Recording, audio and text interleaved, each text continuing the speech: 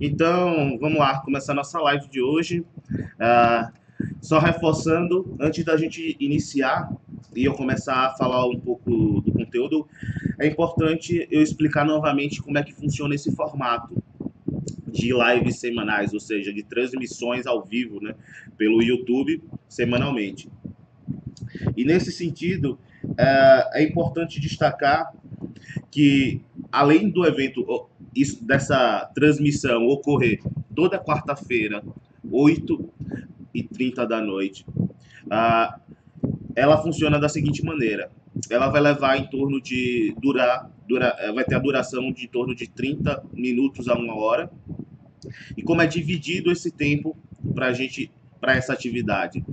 Primeiro, nos primeiros 30 minutos, eu vou utilizar para fazer uma apresentação, explicar um pouco do nosso projeto, do projeto Casco de Mocangue 1, e, posteriormente, nós iremos para o chat, onde vamos debater, ou vocês, então, podem mandar dúvidas que vocês que tenham ocorrido durante a minha apresentação, ou também tirar dúvidas quaisquer que sejam sobre arqueologia, sobre como é que funciona a arqueologia subaquática no Brasil, como é que funciona o licenciamento ambiental. Então, eu estou aqui para tirar qualquer tipo de dúvida. Não esquecendo que aqui funciona como uma roda de conversa, né? Então, a ideia é que a gente possa interagir sempre nessas transmissões. Então, a ideia da transmissão semanal é que ela seja uma roda de conversa digital, onde a gente possa trocar ideias, experiências, e assim a gente, de maneira conjunta, construir algo, né? Uh, então, vamos dar continuidade, né, à nossa programação. Antes de mais nada, quem esteja assistindo nesse momento ou num futuro próximo, né, mas eu quero falar com você que está assistindo agora, nesse momento, você que está online. Envia aí no chat seu nome e a cidade aonde você está assistindo para eu ter uma ideia de como isso está circulando, né? Como essa ideia e está circulando e esse projeto e ter uma análise crítica do projeto, né? Para que eu possa melhorar ou fortalecer os pontos positivos, né? E melhorar os negativos. Então, eu estou aqui para experimentar.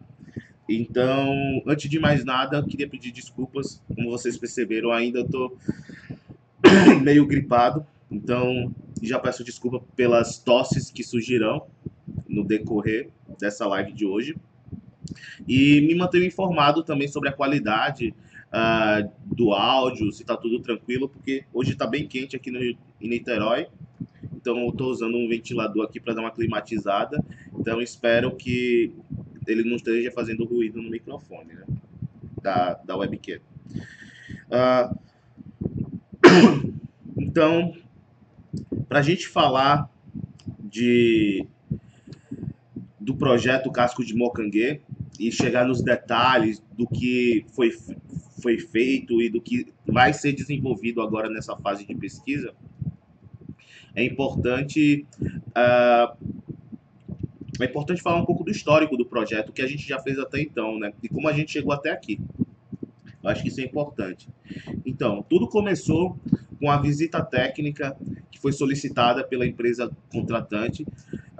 Para quem não assistiu a live passada, eu vou resumir. O projeto Casco de Mocangue, ele surgiu em decorrência da necessidade de remoção parcial de um casco submerso na Baía de Guanabara por uma empresa que estava realizando uma obra de dragagem na área da Baía de Guanabara, porque justamente eles fazem escoamento de mercadorias em grandes navios, e nesse sentido eles precisaram fazer a dragagem do canal que dá acesso ao cais deles, né, ao atracadouro, e por conta disso, durante esse processo de dragagem, eles acabaram se deparando com esse casco. Outra coisa, desculpa que eu estou chupando uma pastilha aqui para não estar tossindo tanto quanto vocês poderiam estar vendo agora nesse momento. Que essa tosse tá braba. Enfim, voltando. Ah, então, essa empresa que estava desenvolvendo a dragagem para o seu PIA, né, de fábrica, e entrou em contato com o IFAM, a Superintendência Estadual do IFAM. IFAM, para quem não conhece, é o Instituto do Patrimônio Histórico e Artístico Nacional. E esse Instituto do Patrimônio Histórico e Artístico Nacional, ele é uma autarquia federal que tem o papel de registrar e fiscalizar o patrimônio, né, nacional. E, nesse sentido,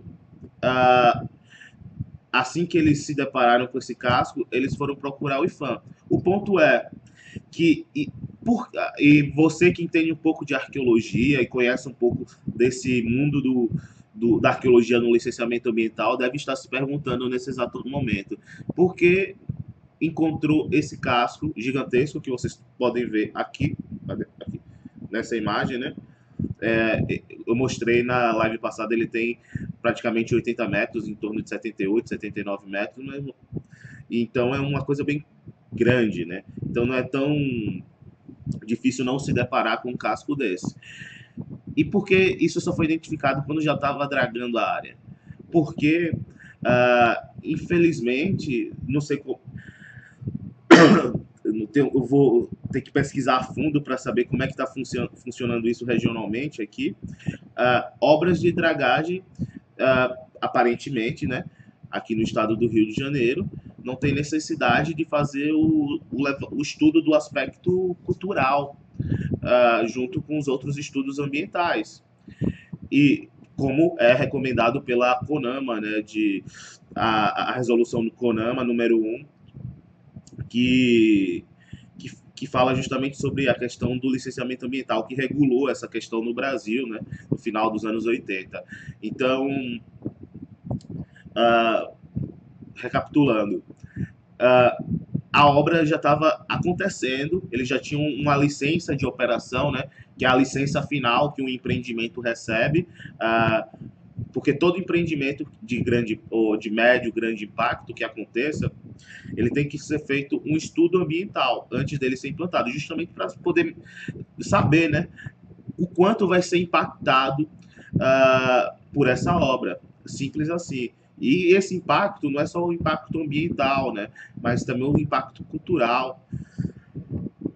E por conta disso, é necessário que, antes da obra acontecer, antes de um empreendimento se instalar, seja feito o licenciamento ambiental, né?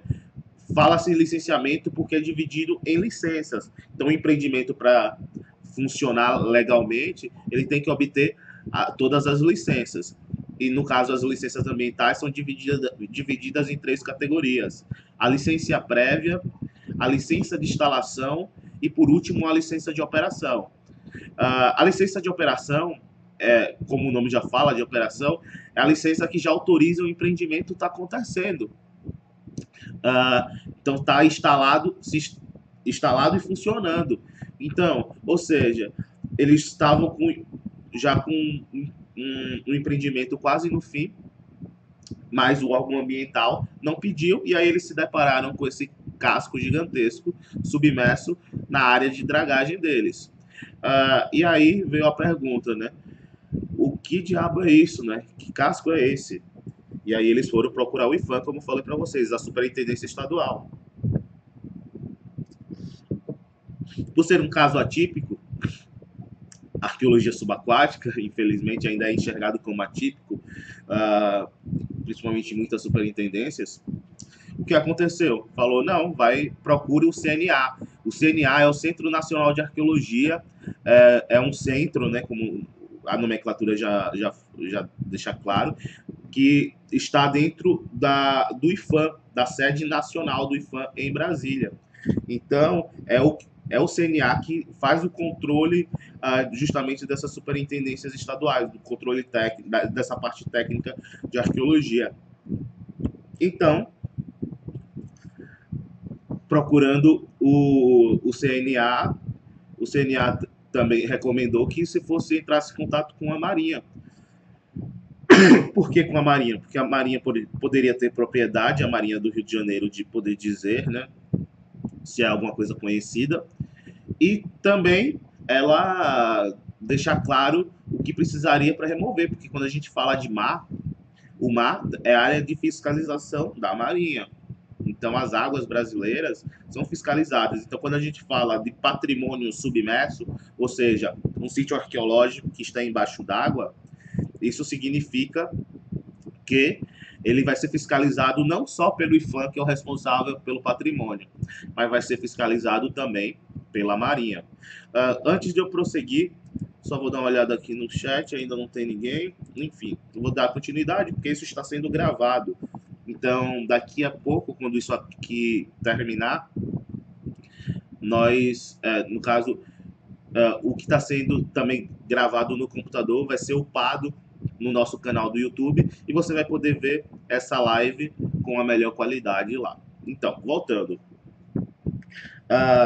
Procurando a Marinha deu um posicionamento. Ó, falou que se vocês pensam em remover qualquer coisa debaixo d'água, vocês têm que seguir uma normativa específica da Marinha, que se chama Norman 10. A Norman 10, ela é justamente a normativa técnica da Marinha, no caso da DPC, né? Que é Diretoria de Portos e Costas, isso. Desculpe todos os marinheiros, os militares aí da Marinha, se eu estou falando errado.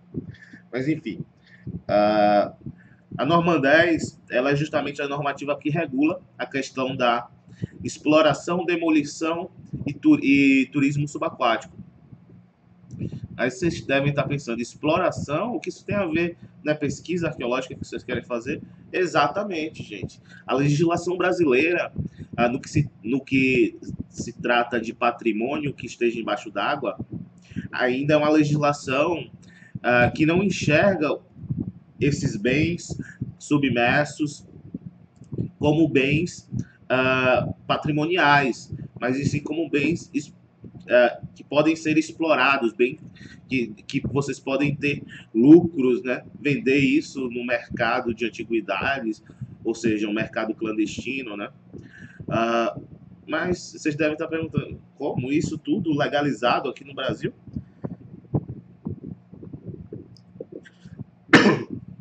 Exatamente isso. A legislação brasileira ainda, infelizmente, ela é permissiva a uma prática, que é uma prática centenária ou milenar, da exploração subaquática, ou seja, a recuperação de bens submersos buscando um retorno financeiro, né? Mas a gente sabe que esses sítios arqueológicos submersos, eles não são baús de tesouro, né? Eles são bens que carregam uma história, né? Uma história que não é só minha nem sua, é de todos, né? Que vivem nesse território chamado Brasil. Então, nesse sentido, é que essa empresa chegou até mim. Então, eles chegaram com esse problema, falando: ó, a gente já está com a obra finalizada, ou seja, 99% da obra já foi finalizada, só no entorno desse casco é que não foi feito nenhuma intervenção, porque a Marinha recomendou que se fosse feito, seguisse a Norman 10. E como eu falei para vocês, é a Norman que fala de exploração. Só que como hoje, na prática, a caça ao tesouro, a exploração comercial de naufrágios é uma prática que está sendo bem restrita. Por quê? Porque atualmente a gente tem um IFAM muito mais forte para arqueologia, que até algumas décadas atrás o IFAM era uma instituição que estava mais preocupada com a arquitetura histórica do que com os sítios, os restantes, né, dos sítios arqueológicos, porque quando a gente fala de um bem edificado também pode ser considerado sítio, cultura material, né?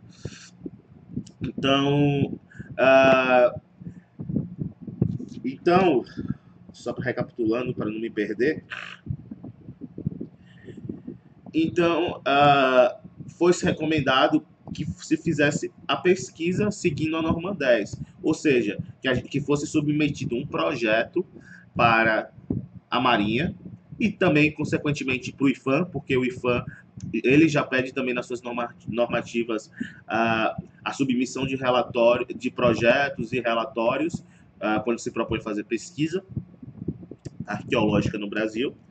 Então, seguindo a portaria 07 de 88 do IFAM e a norma 10 da Marinha, eu criei um projeto que viesse atender essa situação. Porque, apesar de estar dentro do licenciamento ambiental, é uma situação bem confusa, né? Porque o impacto já foi feito, esse seria uh, o ponto central, né? É o casco, saber que casco é esse, estudá-lo adequadamente, enfim, saber qual é a identidade, quando afundou, se é um naufrágio, se não é, é um descarte. Então, e foi aí que a gente foi contratado. Então, a gente realizou primeiro uma visita técnica em janeiro de 2015. Qual foi o intuito dessa visita técnica? Primeiro, eu conheci a área, porque isso é importante, né? Muitas vezes, quando um projeto complexo como esse acontece, antes de não, já contrata, faça as coisas, já faça o projeto, vá trabalhar, vá para campo. Primeiro é importante você conhecer a área para saber quais os aspectos você vai lidar para montar uma pesquisa. Porque como é que você vai estabelecer uma logística de pesquisa subaquática, né, de mergulho, sem você saber como é a água? Se a água tem visibilidade, se a água tem correnteza, qual a profundidade.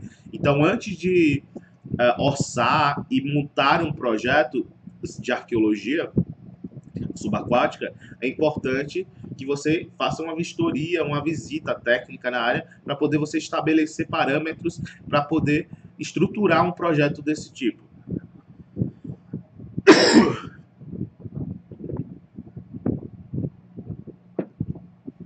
Só um momento que eu vou desligar esse ventilador.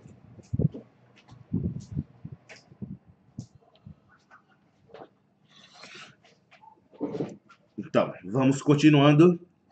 E foi essa visita técnica tendo esses objetivos que eu mencionei, de entender a área, para poder pensar como poderíamos estabelecer uma pesquisa aqui. Foi realizada em janeiro e depois de alguns meses, negociações, definições de parâmetros de pesquisa, a gente foi contratado para executar a pesquisa e durante junho e agosto de 2015 desenvolvemos as etapas de pesquisa arqueológica subaquática no casco. Porque até então, o que tínhamos com a visita técnica e com o que foi passado pela contratante, pela empresa que estava realizando o projeto de dragagem, é que as condições eram ruins, a água tinha pouca visibilidade, e eles tinham me mandado um desenho que foi executado pelos mergulhadores que foram identificar o que era que estava ali no caminho da dragagem, e o desenho mostrava algo com duas chaminés, uma coisa assim, como se fosse um navio inteiro enterrado com duas chaminés para fora. Então, ficou um negócio meio assim, o que é isso, né? E aí a gente tentou responder essas perguntas nessa primeira etapa de pesquisa. Então, o objetivo dessa pesquisa arqueológica desenvolvida em meados de 2015 foi justamente entender o que, o que é esse sítio arqueológico, o que é esse casco submerso. Então, a gente estruturou uma pesquisa que estava baseado em duas frentes. Deixa eu me corrigir. A gente estruturou uma pesquisa que tinham duas frentes de ações bem específicas, né? Uma voltada para pesquisa histórica. Então, a gente criou uma equipe grande de pesquisa histórica. Vou até, só aqui não perder, vou ler aqui os nomes de todos os participantes. Na parte de pesquisa histórica, ficou o responsável pela coordenar a equipe era o Anderson de Silva Almeida, doutor em História. Desculpa, gente. A Alessandra de Carvalho, também doutora em História. A Luciana Peçanha Fagundes, também doutora em História. A Maria Beatriz Gomes Belém Porto, também doutora em Histórica. A Érica Natasha Cardoso, mestra em História. E essa era a minha frente de pesquisa da parte histórica. Então você vê que tinha um batalhão de historiadoras e historiador, né, o Anderson, pesquisando. Tanto que vou mostrar aqui para vocês a gama de material que foi levantado nesse período, pensando em chegar na identidade dessa embarcação, né? Estou abrindo aqui, só um minuto, gente. Então, outra coisa, né? Quando entraram em contato com a gente, vou ter que ligar, gente, o ventilador tá muito quente.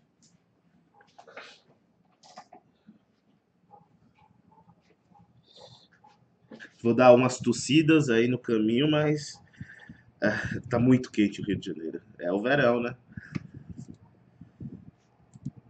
Então, gente, se tiver alguém assistindo, deixa eu olhar aqui no meu celular se tem quantas pessoas tem online.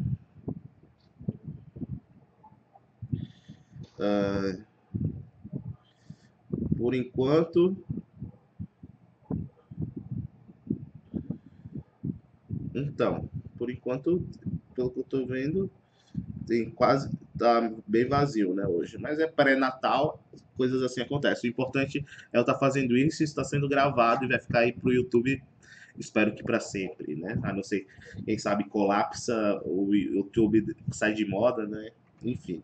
Mas tudo isso aqui está upado e guardado para o futuro, né? Então, voltando, vamos lá. Onde eu estava. Ah, sim. Quando entraram em contato com a gente, eles já tinham tido uma consulta da Marinha para saber que casco é esse, se a Marinha tinha conhecimento. Então eles procuraram a DPHDM, né? Que é o Departamento de Pesquisa Histórica e Documentação da Marinha. E procurando o comandante Ricardo Guimarães, que é arqueólogo subaquático, ele tinha levantado duas possibilidades de naufrágio por conta das dimensões, das grandes proporções dessa embarcação, que foi o Marajó e o Madeira, duas embarcações que naufragaram durante os conflitos da Revolta da Armada, que aconteceram bem naquela região, próximo da base militar de Mocanguê. Então, nesse sentido, só a Revolta da Armada, foi uma revolta que aconteceu em 1893 por alguns setores militares, principalmente da Marinha, né? Por isso que estou falando da Marinha, os naufrágios, né? E foi justamente quando estava ocorrendo a mudança, né, de gestão da República Velha para Floriano Peixoto, e por conta disso essa revolta aconteceu, e foi uma revolta da Marinha, de setores da Marinha contra o Estado. Então era o Estado brigando com o Estado, praticamente. E aí vários navios da Marinha naufragaram em alguns desses conflitos.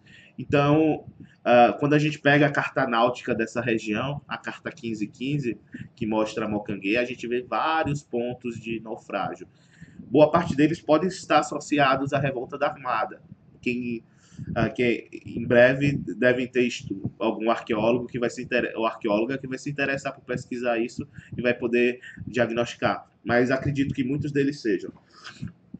Mas no nosso caso, a gente já descartou logo de cara isso. Por quê? Porque o que tinha de histórico das embarcações mencionadas pelo DPHDM não batiam com o que a gente estava enxergando lá. Por quê? Porque a gente fez a outra frente de pesquisa. Além da pesquisa histórica, a gente fez a pesquisa arqueológica envolvendo investigação direta, ou seja, mergulho, né?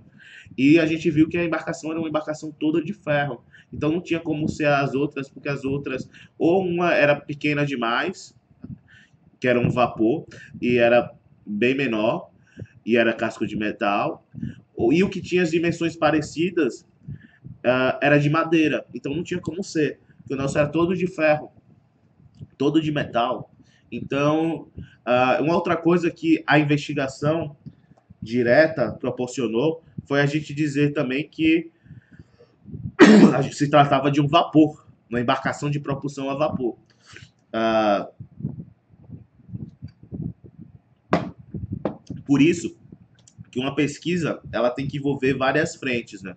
Atualmente, o projeto, além dessa parte de investigação histórica, que apesar que a gente fez um levantamento muito profundo ah, nessa primeira fase, mas algumas perguntas continuam ainda meio abertas. Então, né, atualmente ainda a gente está com uma frente para tentar tapar alguns buracos dentro dessa parte aí do histórico, né? Mas só abrir aqui. Pronto.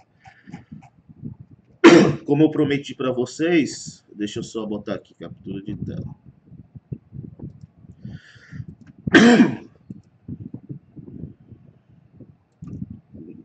Vocês estão conseguindo ver? Deixa eu ver. Ó, tudo isso aqui foi o que a gente levantou.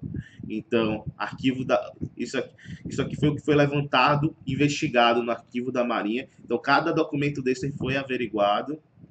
Vou adiantar, tudo isso é Marinha.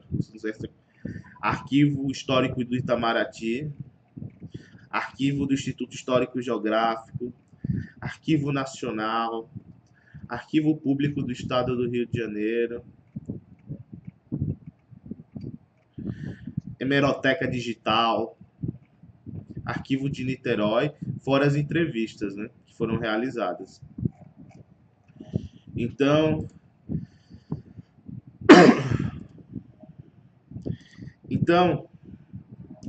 vou deixar aqui rolando uma imagem bem interessante da nossa investigação. Então, além da gente ter uma equipe bem grande nessa parte de investigação histórica para tentar encontrar essas informações, a gente continuou com essa frente aí de arqueologia subaquática, com investigação indireta e direta, né? Quando a gente fala de investigação indireta, é com o uso de tecnologias, que é justamente essas imagens tridimensionais que a gente vê. No caso, essa não. Essa foi desenvolvida agora com essa nova fase. Mas no caso dessa aqui, por exemplo,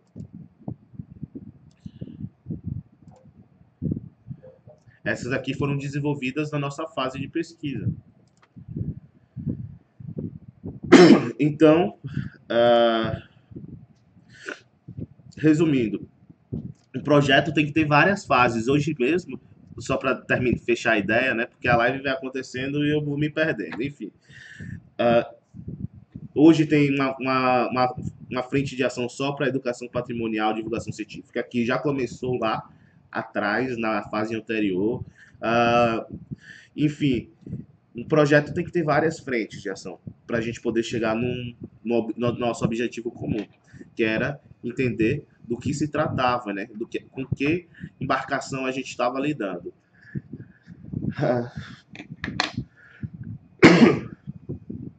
E na investigação direta, como vocês podem ver no vídeo, tudo que já tínhamos passado se comprovou. Baixa visibilidade, o que vocês estão vendo aí é em torno de 30, 40 centímetros, porque nesse dia a água melhorou razoavelmente. Então a água estava boa, a gente estava em condições interessantes.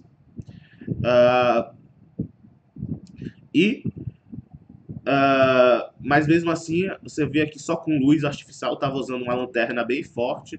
Então, mostrando ali a profundidade de 8 metros. Então, essa aí, você está vendo um peixinho ali. Essa foi o único ser vivo que eu encontrei em vários mergulhos que realizei nessa embarcação. Mostrando que a Baía de Guanabara, e principalmente esse trecho da Baía de Guanabara, a água está bem contaminada, né? Então, e dos resultados preliminares que chegamos nessa fase de pesquisa, porque eu tenho que fechar a ideia, né? Porque para a gente poder debater, se tiver alguém aí assistindo, é que a gente poderia estar lidando com duas embarcações. Poderiam ser duas embarcações que a gente levantou com as investigações históricas que correspondiam com as características que vimos in situ, né, no seu local, no fundo, embaixo d'água. E elas eram o State of Delaware, uma embarcação estadunidense que foi adquirida no final do 19, início do século 20, na primeira década, se eu não me engano, do século 20. Tenho que abrir para ver aqui especificamente os dados dele, mas eu posso mostrar mais a fundo caso vocês queiram, né? Apresentar cada um desses dados, ler um pouco do que a gente levantou de informação. E o outro é o Almirante Jaceguaí. Por que a gente chegou nessas duas possibilidades? Porque com o levantamento histórico que a gente viu, pensando em características como que a gente viu como dimensões pareciam muito, porque as duas embarcações eram embarcações de grandes proporções. No entanto, quando a gente mergulhou, a gente encontrou um revestimento anti-fole do casco.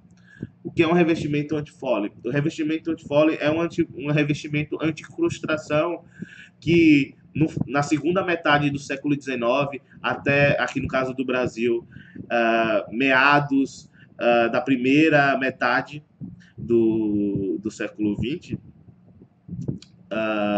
lá para ainda década de 20, 30, esse revestimento era bem comum, mesmo em embarcações de metal. O que é que eles faziam? Revestiam casco de metal com uma camada de madeira e posterior a essa camada de madeira eles aplicavam placas de cobre.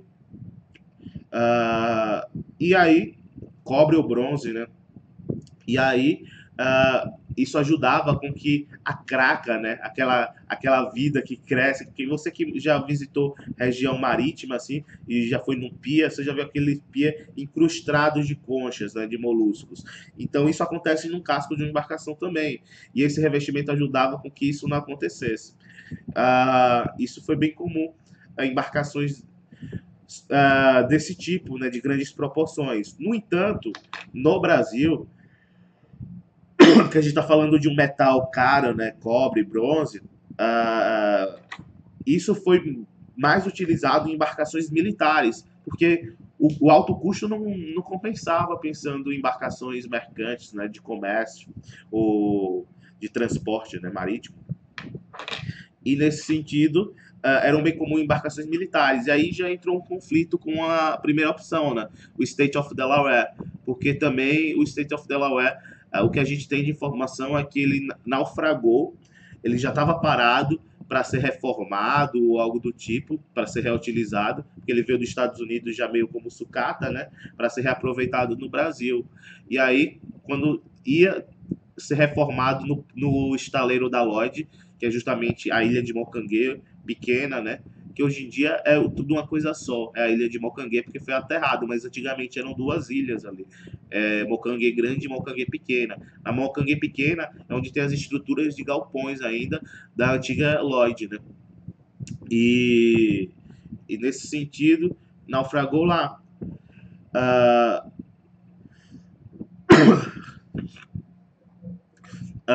E aí as condições não seriam tão. Se estava sendo reformada, qual o sentido de estar com essas placas?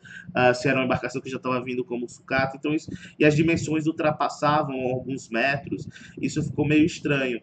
No entanto, essa Almirante Jaceguaí, antiga Oiapoque, as dimensões se parecem muito, só que a gente tem um problema da documentação histórica que está bem limitada e é isso que a gente está tentando agora ir mais a fundo. Outra questão foi a conservação, que a gente chegou e encontrou a embarcação já muito mal conservada. Como vocês puderam ver, mostrar para vocês novamente aqui na imagem 3D. Essas estruturas do meio são a área onde ficava o maquinário a vapor da embarcação. Ou seja, é o nível do maquinário, é um nível baixo da embarcação. Quando a gente pensa num navio a vapor, ou um navio de propulsão a diesel, combustível, o que seja, o maquinário dele fica lá embaixo, no porão, justamente para dar propulsão no hélice da embarcação, enfim. Então quer dizer que boa parte da embarcação já não existe mais e não está no entorno. Então, quer dizer que não foi um processo natural de decomposição, porque a gente fez muitos levantamentos batimétricos da área para ver o que existia ali no fundo e com sonares, enfim. E o que mostra é que só tem aquilo mesmo, a estrutura daquela embarcação ali concentrada, como a gente vê nas imagens que eu já mostrei. Então, quer dizer que é muito pouco provável que essa embarcação seja fruto de um naufrágio, como foi o caso do State of Delaware, que afundou quando estava sendo reformado. Porque uma outra característica é que ninguém que a gente entrevistou tinha conhecimento dessa embarcação nesse local. Tinha conhecimento das outras do entorno, porque o local é cheio de embarcações descartadas pelos antigos estaleiros, principalmente o estaleiro da Lloyd descartou uma porrada de navio ali naquela região. Então, tudo leva a crer que a gente esteja lidando com esse contexto, só que o contexto de um descarte de uma embarcação que não foi muito bem documentado, porque descartes não era um hábito de se documentar, diferente de naufrágio, porque naufrágio é um evento trágico, né? Um evento trágico marítimo ou fluvial, depende de onde ele aconteça. Então, como um evento trágico, isso é registrado em jornais, isso é documentado. Quando a gente fala de descarte, é a mesma coisa que eu vou jogar meu lixo no dia que o caminhão de lixo vai passar na porta da minha casa, eu não registro isso, eu não vou tirar foto do caminhão pegando meu lixo, eu não vou fazer anotações, né? Então é exatamente isso.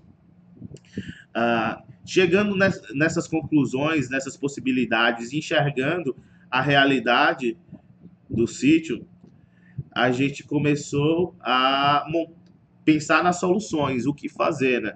Porque o intuito da contratante não era que o navio fosse tirado por completo, porque somente parte dele está numa cota que atrapalha a navegação, ou seja, que ele precisaria diminuir uns 2 metros, as estruturas que estão com 2 metros de diferença, mais ou menos, para que o canal esteja favorável e seguro para a navegação de grandes embarcações. Então, a gente montou um projeto visando atuar nesse sentido. Só reiniciar aqui o vídeo. Enfim.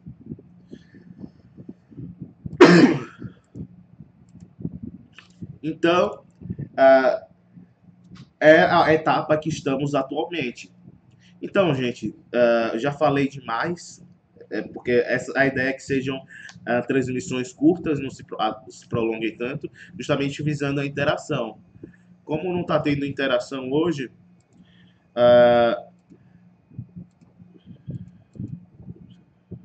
opa, deu uma travada aqui o software. Como é que vocês estão me vendo? Enfim.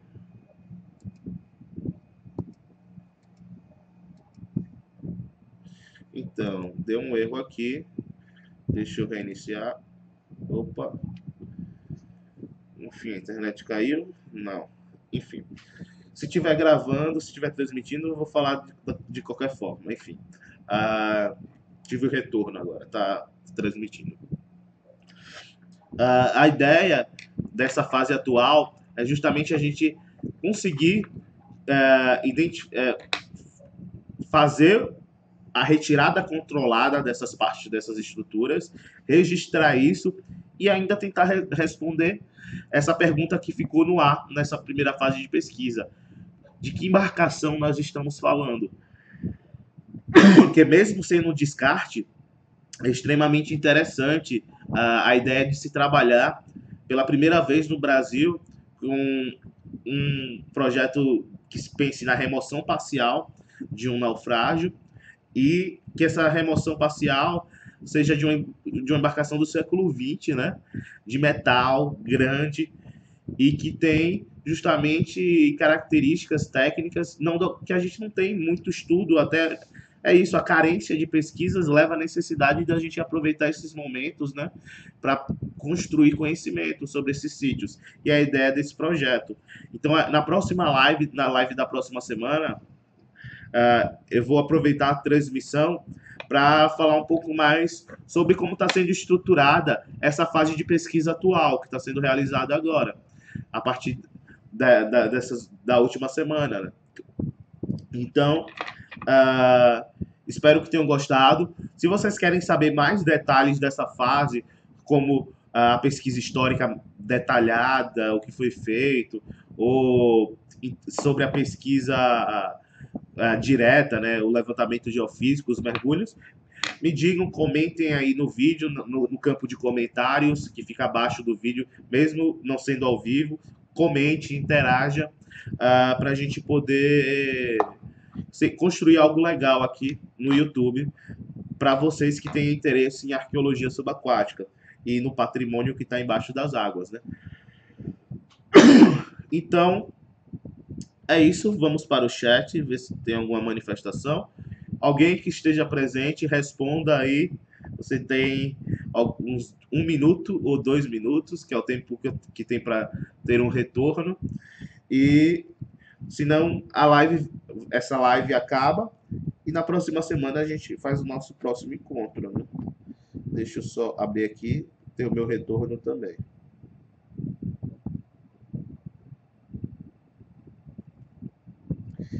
Gente, hoje a live está on deserto.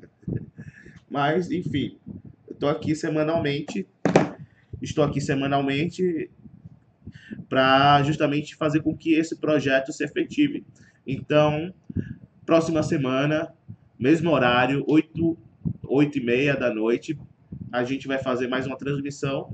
De antemão, eu já vou começar a falar dessa fase atual de pesquisa, como ela está sendo pensada.